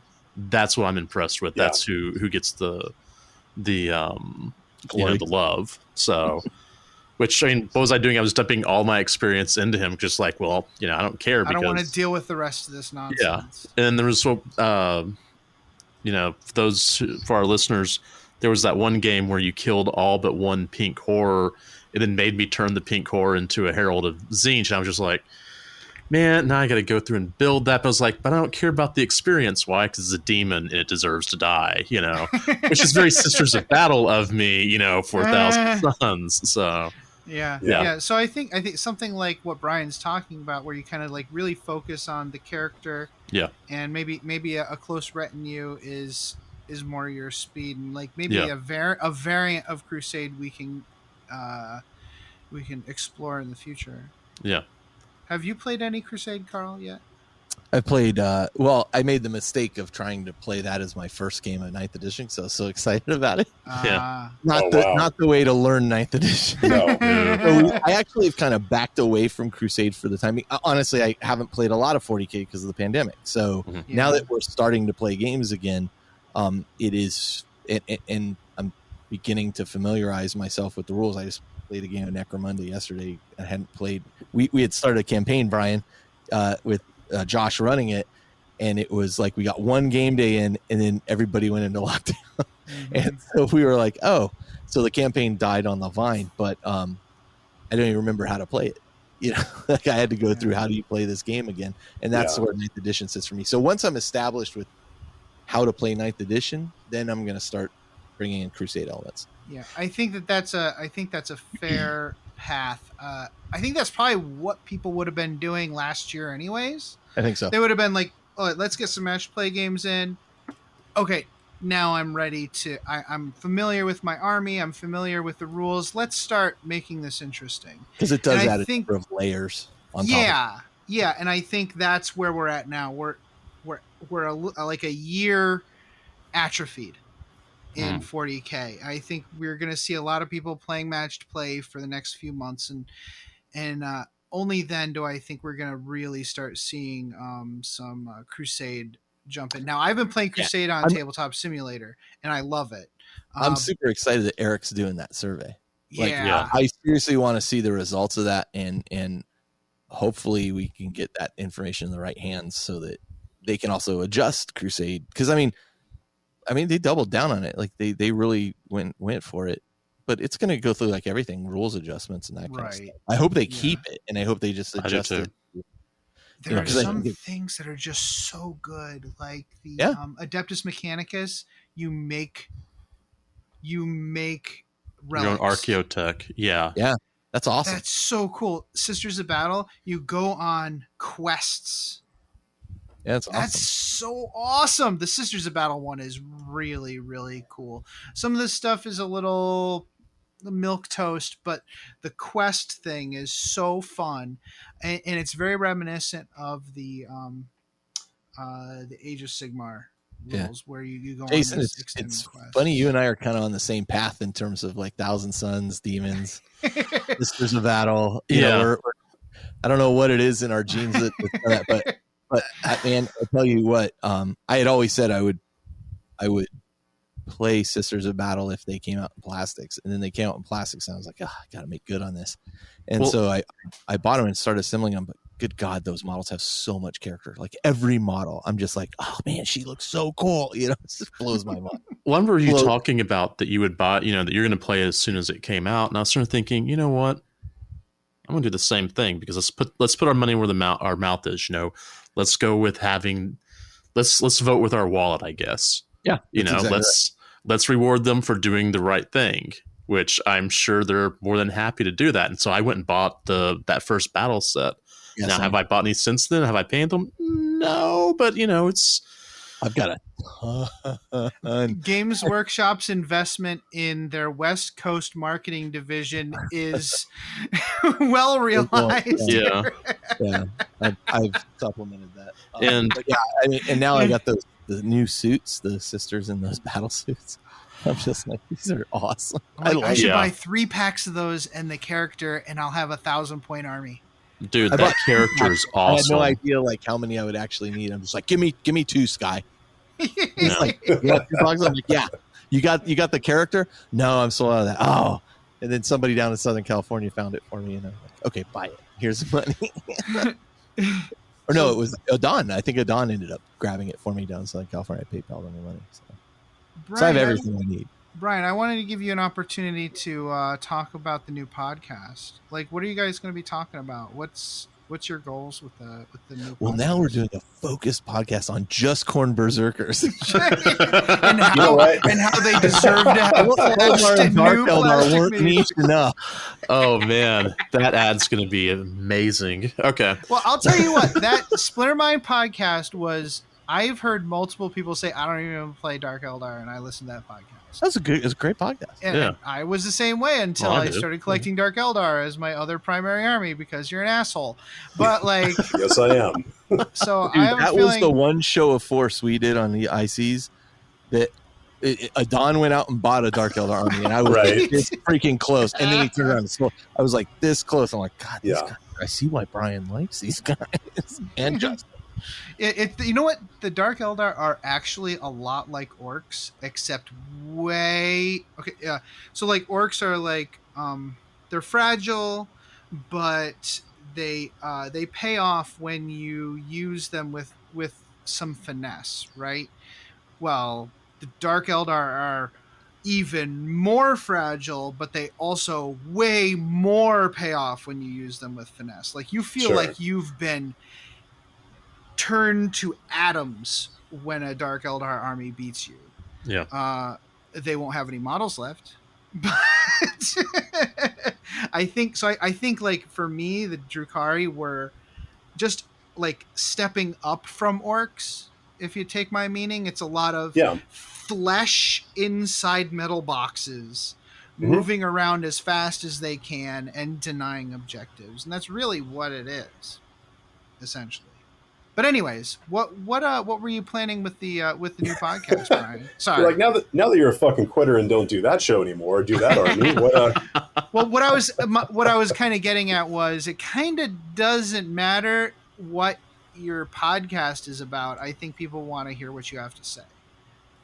I'm into that. So yeah, that's the funny thing is when we recorded it in the first few minutes, I was just like, so what are we doing here? And then I did have to explain. I'm like, I know this is a very specific World Eaters reference, right? Like the whole like Lost to the Nails thing from Betrayer and whatnot. But I was like, yeah, no, this isn't a World Eaters podcast yet.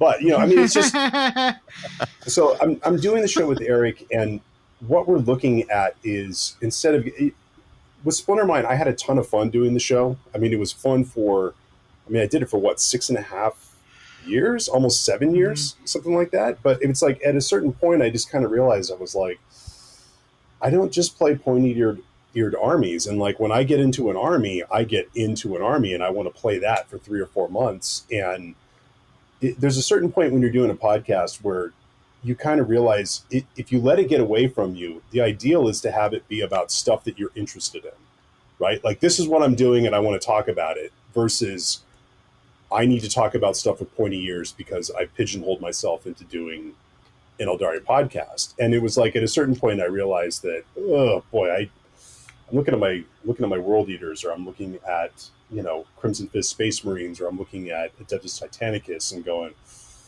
I kind of want to do that, but I need to talk about something with pointy ears. And so the whole thing with Lost to the Nails is that I decided to do the show and do it with Eric because I love his Variance Hammer posts, and I love when he goes into, let's just take an idea and just run with it.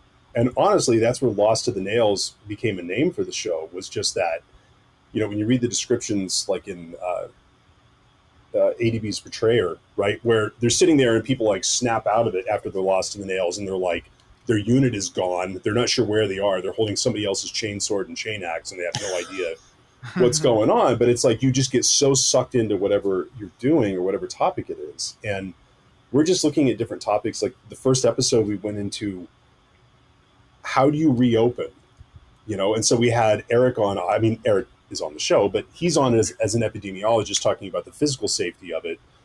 John, that we brought in, is an ICU nurse in Central California, where they had tremendous numbers of COVID cases. And just looking at, okay, from a physical safety, and then what are sort of, not only like what are the rules you need to put in place to make sure that those discussions don't derail your group? How do you play? Is match play the best way to go? Do you want to take a new player and go, here's 80 million secondaries, and they don't look like the ones in the book. Why don't you run with that? Why don't you get the updated ones and run with that? Like, how do you get your group going? And it's just, that's what we plan on looking at month by month, is just taking an issue that, how do you play more games and enjoy the games that you play? Yeah. And just take that one idea, whatever it is, what's something that's an obstacle or something that can possibly help you play more games and just enjoy this thing. And that's what the show's all about. Cool. I would, for me, I still think, like, don't try to rest on your laurels a little bit, because I feel like, towards the end there, you were really trying to break out of the mold a little bit. I don't know if that's the right analogy, that's the right simile, whatever. So I think you were having some good ideas for some episodes and stuff, and I would say, try not to avoid retreading some of that stuff, because I feel like you could have more perspective on it. Like for example, we talked that one time about using the Beyond the Veil missions as matched play. And I think, or just not strictly as crusade content. I think that's very valid and a really cool way to play the game. So stuff like that, I would say don't be worried about retreading some of that old stuff, because I think it needs more exposure. You know what I'm saying?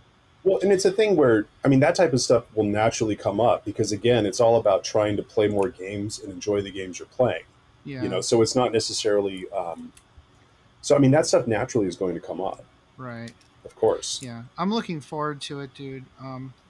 So, did you guys have any other topics you wanted to talk about while you were on our show, before we close it out and everybody goes to their barbecue or Thunderdome or, Yeah. Thunderdome is quickly approaching. Yeah, the snap of the leash for Thunderdome is, I haven't heard it, but man, I feel this tugging just at the back of my head right now. And I'm like, that's not the nails ticking. That's my kids are about to get hungry.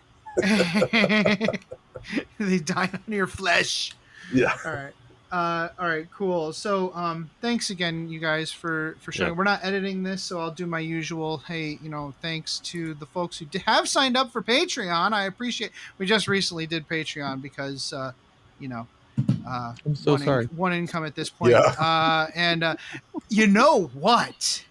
If by chance some extra people are showing up because we have you guys on, if you are willing to pay $3.50 to listen to Brian's show, or $5 a month to listen to Carl's show, by God, you can pay $1.25 to not listen to my show if you really want to.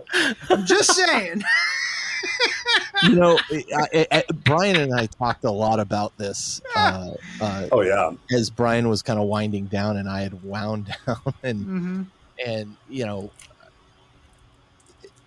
it's it's always interesting. My Patreon, I would say, was pretty successful. I wasn't complaining, and to be honest, it was pretty successful with not a huge amount of effort on my part. Right initially, there was some stuff I did, that was building on your previous effort.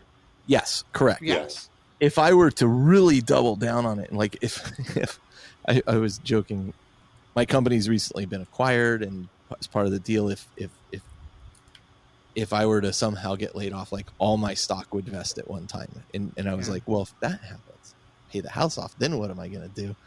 I'll get some crap job and just get insurance or something. I could like potentially a little short of retirement. Door greeter at Walmart. That sounds like an awesome part. Sure. GW manager. GW manager. Oh, you're welcome. Think about that, Jason. Let me tell you about my resume Games Workshop. So anyway, but I was like, I could double down on the podcast and like actually like, what if I put out content 2 or 3 days, a week, and blah blah blah, and I was just you toy with these stupid ideas. Yeah. One thing I will say is damn, now I'm the manager at GW. Oh, good. I'm glad I've been a good at influence. That's always my. One of the things that happens is as soon as money gets involved, and as soon as commitments become involved, all of a sudden it just becomes like, and people will say, "Oh, you were making X amount of dollars though," so and I'm like, "Yeah, but it doesn't matter." Yeah. It doesn't matter, when you're like, God, I just really don't feel like recording, but I have to record because I've made this commitment. Mm-hmm. All of a sudden you find that you're just like in this cycle of oh God, this is not, I meant to do this for fun. Yeah.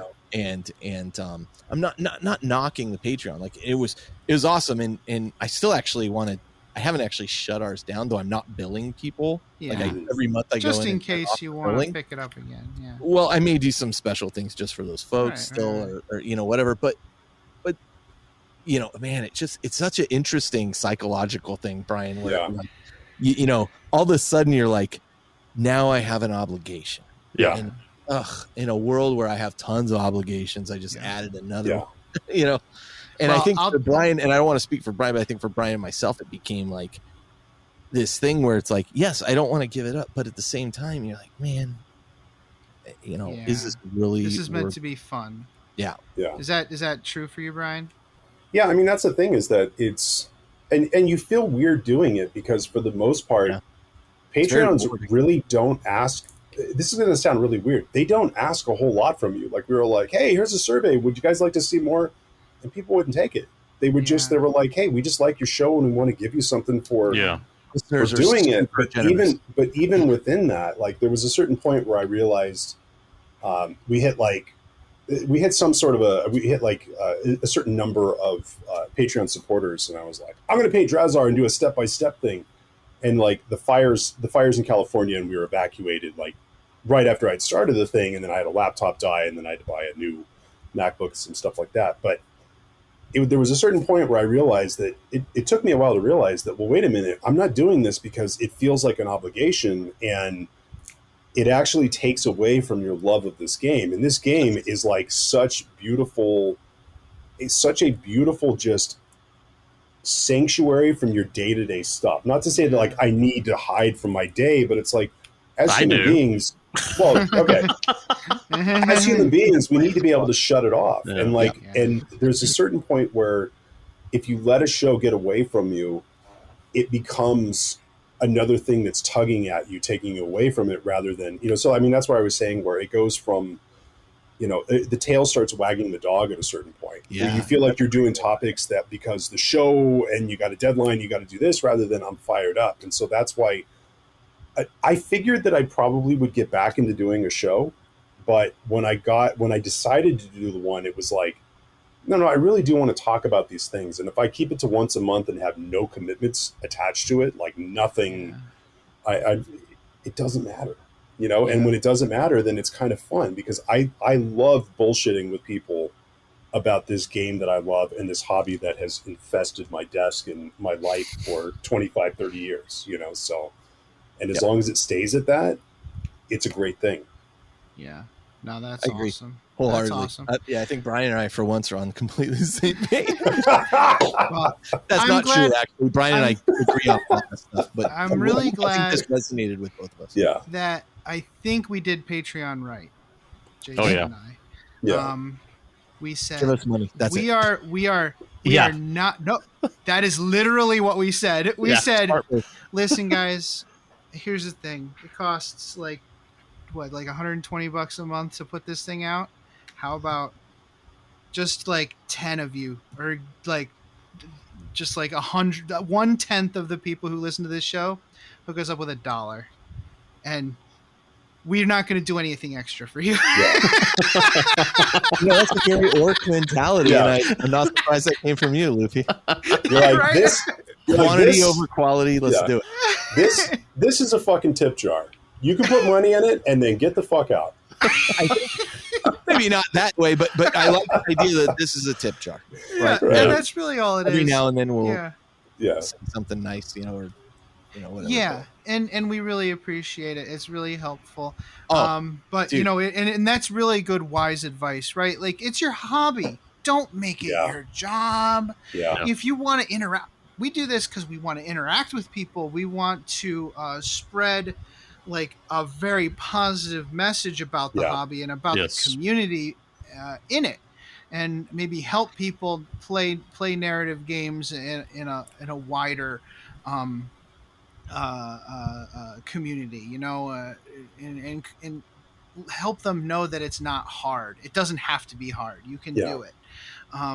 But at the end of the day, it is your hobby, and for us, it's our hobby, and it needs to stay that way. And when Brian or yourself or myself, we take our commitments very seriously. Yeah. So if we committed to something, like Yeah. we're going to do it, and then you get to a point where you're like, God, maybe I've overcommitted. Yeah. Yeah. This weekend, I was very, like, my wife, she had to remind me multiple times everything I'm doing in the next, like, Friday, Saturday, Sunday, Monday. Like, no, you are not doing that this day. You're doing that this day. Like I can be very, very guilty of that. And Speaking of overcommitting, I gotta you go. gotta go. Yeah. Hey, Carl, I have a quick question before you go. Before we all go, what are the kittens gonna do while you're at your barbecue? Just wondering. Oh, they are the barbecue.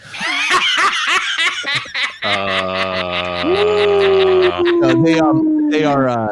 We have, like, we're all set up to foster kittens. okay, Like, we have cool. the materials and stuff. So they have like a little pin that we put them in, and they stay. You guys are pros. Yeah, we set 'em. I was just I'm trying not. to stir My the wife- pot and Right. cause marital distress. That's all. No, Hey. they're They have freaking a amazing. plushy forge fiend that they cuddle, And it's kind of Yeah. neat that we have these, we have kittens for a while, and then you get rid of them. There is, and we've never had a fail where we've kept one, but there was one cat that I every now and then a picture comes up, and I have the cat on my shoulder, and we named her Polly because she would sit on your shoulder, Sure. and she would just crawl across my chest and then fall asleep on my shoulder, and I was like, man, I kind of wish we kept that cat. Yeah. That was a cool cat. Well, Well, I really. one- Go One ahead. thing that Brian. might help you, Carl, is I noticed you were talking about the dog situation, and I saw a corgi marching around there. And if that becomes a thing, like we are, for some reason, I'm just throwing it out there. We are looking for a second dog, and short-legged mammals with vertical, Pointy ears. Yeah. yeah, kind of do it for us. They're So awesome. yeah. The corgi's fat and neurotic, so. Oh, fat and neurotic. That's You don't could want- get a golden retriever and it'll bite you for 3 years and then be cool. Well, Lucia is is a Tijuana street mutt. She's a combination of many things that Yeah. somehow became a pile of amazing. And Yeah. we need something small. We need a smaller pile of amazing. So for a second dog. So I have a son. If you want to buy no, because they get bigger. that, I already told you. Yeah. Dude. Yeah. I had 2 of them. Remember? 2 of them. Yeah, but those are girls. You could complete the Hey. set. Trust me, gender doesn't matter. Regardless of gender, they all shit and they all want to eat something. So Yes, they Yeah. do. Well, Thank you. thank Thank you you for so having me. much for joining us, guys. Have a good one. Take care. See y'all. Oh my god, that's amazing. All right. Stop.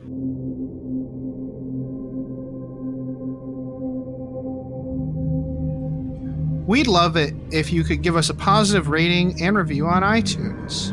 If you'd like to keep in contact with us, you can follow us on Facebook or Twitter by searching for Masters of the Forge.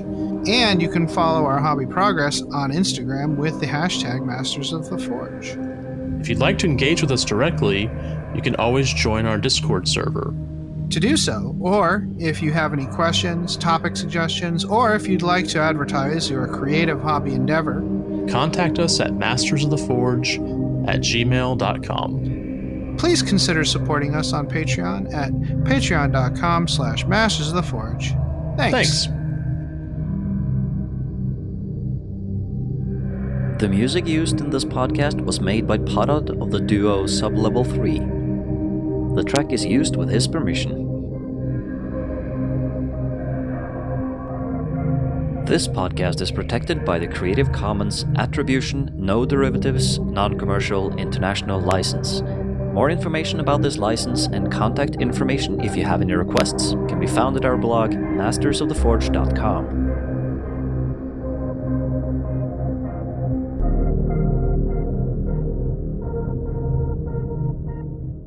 It's such a good feeling to play games your way. It's such a happy feeling 40K'ing away. And when you throw dice with story in mind, it's such a wonderful way to unwind. It's a good feeling, a very good feeling, the feeling you know that we'll be back when the fortnight's new, and we'll have new ideas for you, and you'll have things you'll want to talk about. We will too.